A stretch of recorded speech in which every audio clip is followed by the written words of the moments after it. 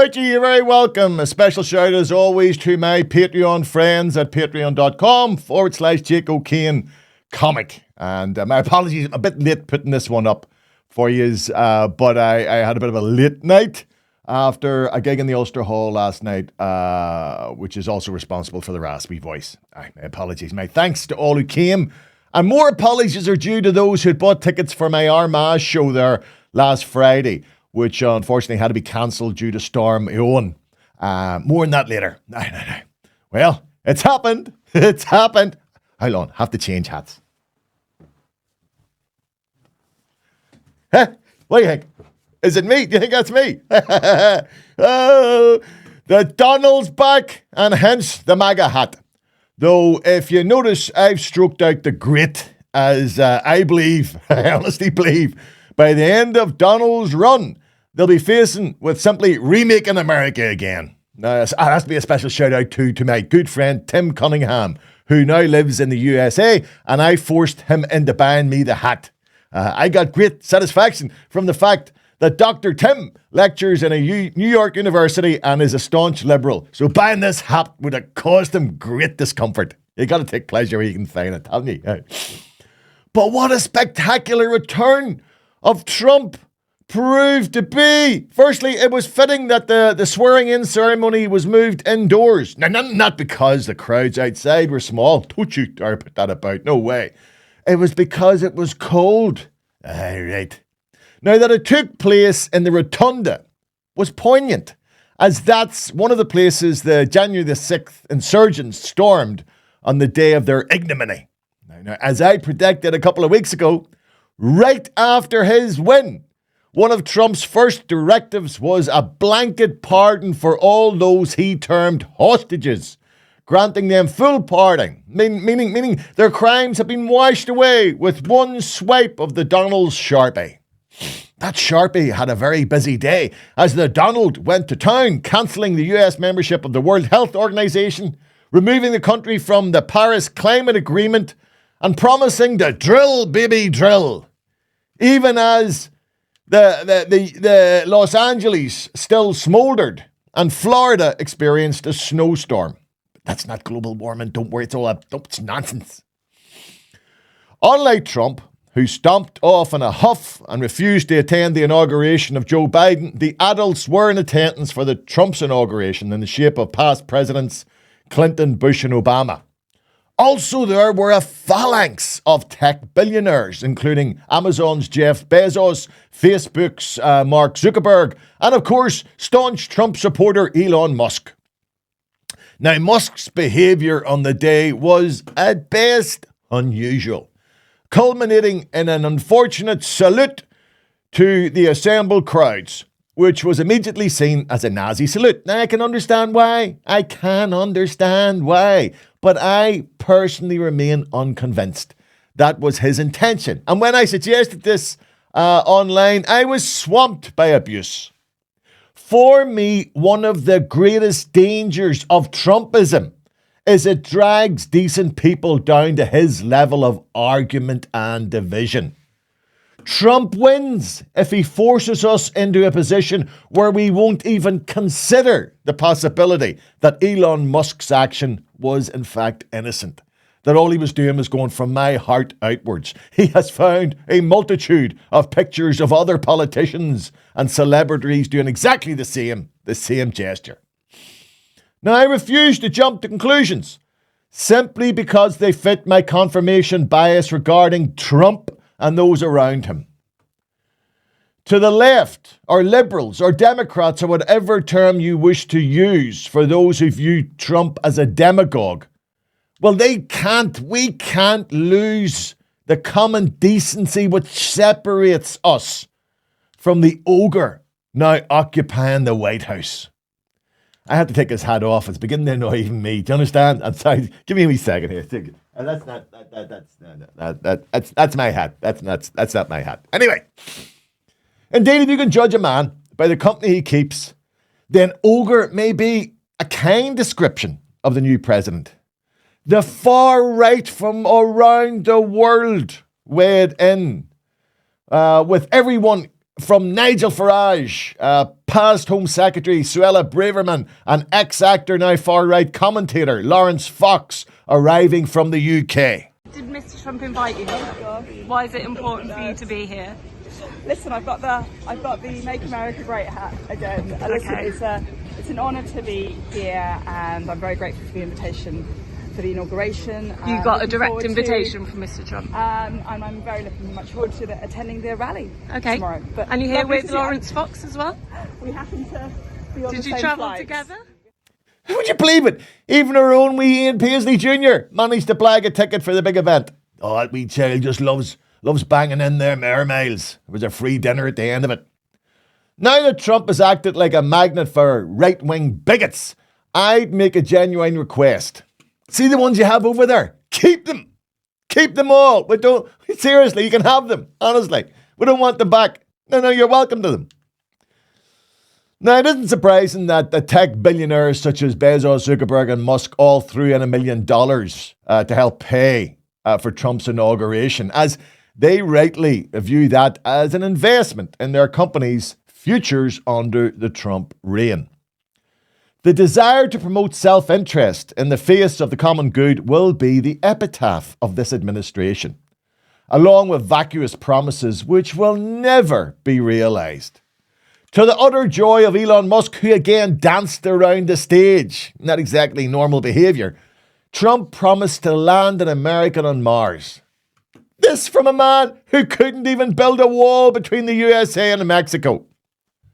Bombastic promises such as renaming the Gulf of Mexico to the Gulf of America is emblematic of an insular nationalism which sadly is not confined to the USA. Around the world, authoritarian far-right governments are once again on the rise. And now they have the figurehead of Trump to look to for support. There's uncomfortable questions that need to be asked. One is, did the Democratic Party's decision to adopt first the aged Joe Biden and subsequently the inexperienced Kamala Harris contribute to Trump's victory? Like, why didn't the Democrats recognize that Biden, who can hardly walk, much less run for president?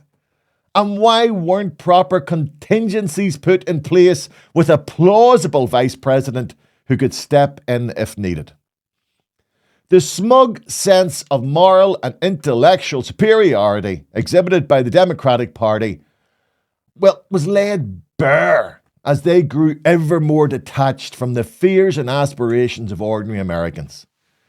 Faced with an adversary willing to do whatever was necessary to win, the Democrats retreated in disdain to their ivory towers. Unable or unwilling to get down and dirty, they completely miscalculated an electorate fed up with a tired and enfeebled president, and who were willing to believe the lies of the greatest political con man of the age.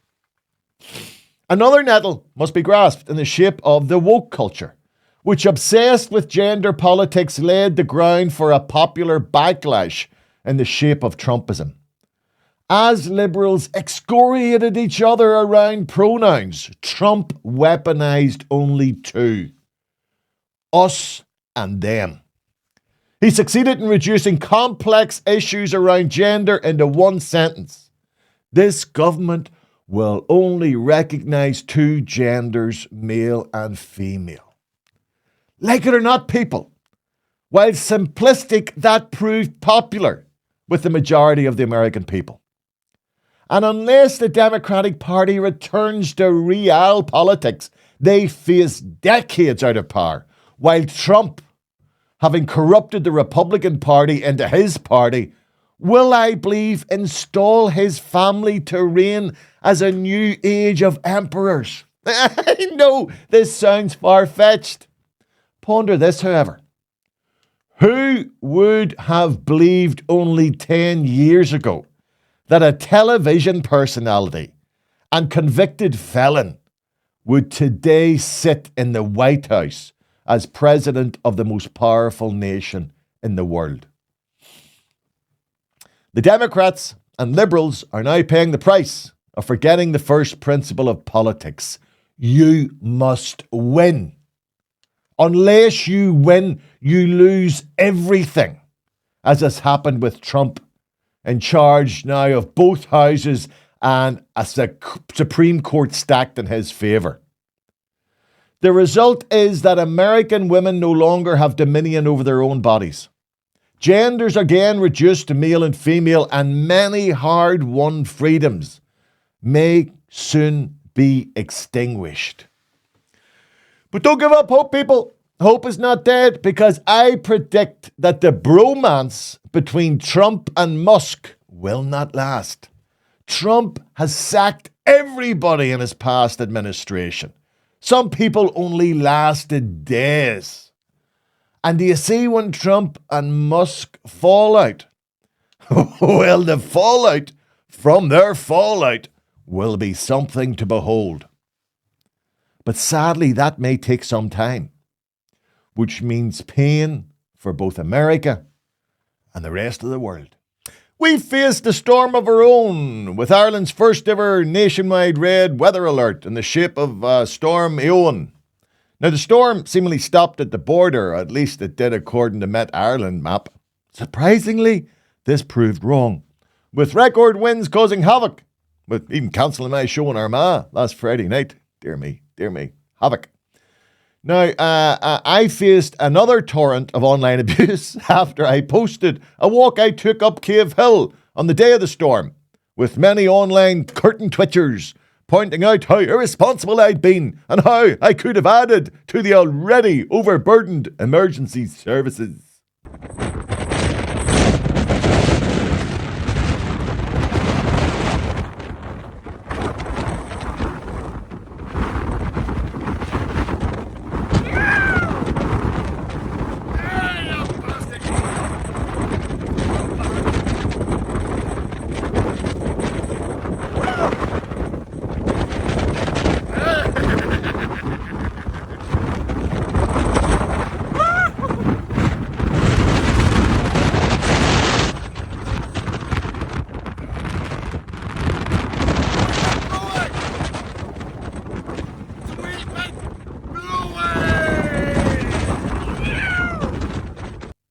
Now, the fact I went up the hill at 3 p.m, long after the worst of the storm had passed, the fact that I'd been walking that hill for over 30 years and know every inch of it, even some of the trees that were going to fall, meaning that there was more likelihood of goats getting blown off that hill than me, well, that made no difference to the online police.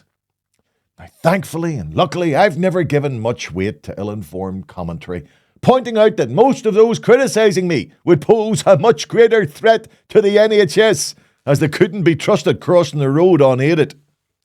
And I say now what I said then, and I said with love to you all: go suck my ginger gonads. Storm Eowyn had returned the Northern Ireland Assembly to its natural state of being closed, much to the relief of our MLAs, who were exhausted, having had to work for a couple of weeks.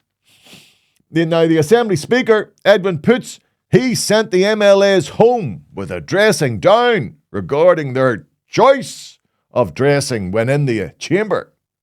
I'd also remind members that the dress code is smart. Now, some of you have a very loose interpretation of smart, and I would encourage members to dress smartly when they come to the chamber. We're not demanding that gentlemen wear shirts and ties, but we're asking to dress smartly and to look up to doing the job. Just a few wee reminders there before we move to the next item of business. Did you hear that? Gentlemen are not required to wear a suit and tie. Now, you just know he was biting his tongue, as he really wanted to say, and the ladies should be in a respectable dress, with down to their knees or ankles at least. Because remember, this is the same man who reminded everyone that Arlene Foster's most important job wouldn't be as First Minister, but as a wife, a mother, and a daughter. Look at this fashion advice from a man who could put on a designer suit costing £2,000 and still look like a bag of spuds. Edwin is one of the few adults I know who can't even master the task of tucking in his own shirt.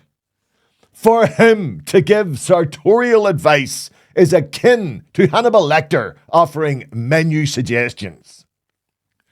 Another point of contention for Eowyn was the fact that MLAs weren't properly acknowledging him when leaving the chamber, adding that not to do so was not following the code. So in future, all members, no doubt, when leaving the chamber, will have to prostrate themselves on the ground, begging permission from the Grand Master Eowyn to leave. Oh, how long? I think that's more Freemasonry, isn't it? Maybe that's where the confusion's coming. I wonder, is that where the confusion's coming? Finally, I was genuinely sad to hear of the retirement of Mick Lynch, the head of the country's largest railway union, the RMT. Now, Mick was the face of the railway workers as they went on strike for fair pay and conditions, a fight they eventually won when the Labour Party took office. Mick's eloquence and straight talking enabled him to call out both Tory and media apologists for the train companies, with memorable examples where he bodied them into submission, leaving them looking incompetent and ridiculous. Mick will be greatly missed as a voice for the working man. I wish him a happy retirement and leave you with a short compilation of some of his most memorable encounters. But just before I do that, me and Terry McHugh are back on the 31st of January. We're going to be in the Silver Birch Hotel in Oma. And then on Saturday, the 1st of February, we're in the Island Hall for the latest round of the tour. That's of course in Lisburn. So, but now, let's see Mick in action. We've got people who are doing full-time jobs who are having to take state benefits and use food banks. That is a national disgrace. What will they do if agency workers try to cross those picket lines? Well, we will picket them. What do you think we'll do? We run a picket line and we'll ask them not to go to work. Direct lie. If you are a Marxist, then you're into revolution and into bringing down capitalism. So are you or aren't you? Richard, you do come up with the most remarkable twaddle sometimes. The unions don't tell me who I am and whether or not I'm working class or whatever, any of those sorts of things. I didn't tell you weren't working class. I don't even know your name. That's onto the street. You can see what picketing involves. I can't believe this line of questioning. Picketing is standing outside the workplace to try and encourage people who want to go to work not to go to work. What else do you think it involves? You've also lied that we left negotiations on Saturday and went to a rally. There were no negotiations scheduled for Saturday. You are a liar. The pensions of our members are going to be decimated. They're going to make us poorer not only while we're at work, but poorer in retirement. And that's an agenda that the government has got because they want to subsidise the private sector in this country, as they are doing in the health service, which is being consumed by the private sector, as they've done in the education service, which is being consumed by the private sector. He should be apologising to the doctors and nurses who can't get to hospital, the patients who can't get their operation, the kids who will miss out on their education today, but also those armed forces veterans who risk their lives for our freedoms, who won't be able to celebrate Armed Forces Day on Saturday. Do you want to apologise for all that, Mick? Well, I think Jonathan should apologise for talking nonsense. None of that is true. And you're a liar. What the rest of the country suffers from is the lack of power, the lack of the ability to organise, and the lack of the wherewithal to take on these employers that are continually driving down wages and making the working class in this country poorer year on year on year, while the rich get richer. I welcome anyone that wants to join us on our picket lines and show us messages of support. All right, well, if Keir Starmer can't do that, that's a problem for him, not for us. I don't want people to be inconvenienced, and I want a settlement to this dispute. I can't do that with a backbench MP who's just learned it off a script. And one of the reasons we're not affiliated is because Labour politicians since Blair have not identified with working class people. And failing to do that is one of the problems they've got in working class communities, and they've left the door open to populists and others to come into the situation. The Labour Party is about supporting working people, or it should be, not triangulating from opinion makers such as the Daily Mail and the Telegraph and the Times. So they've got to sort out their identity, and they've got to come up with a set of policies. There are lower paid people and there are wealthy people in this society. And what's wrong in this society is that there is an imbalance between the people that do the work to keep this country going, who create the wealth of our civilisation and don't get a fair share of that wealth because it's going to people who are vastly wealthy. Labour should be comfortable with backing working class people who are struggling, and one of the ways that they can redress The imbalance is through industrial action, where negotiations fail. What else are we to do? Are we to plead? Are we to beg? We want to bargain for our futures. We want to negotiate. And if we're not bargaining, you have to beg. And I don't want any working class people in this country to have to beg the employers for a decent living. And Keir Starmer shouldn't want that either. You'll do nothing. You hear me? You'll do nothing.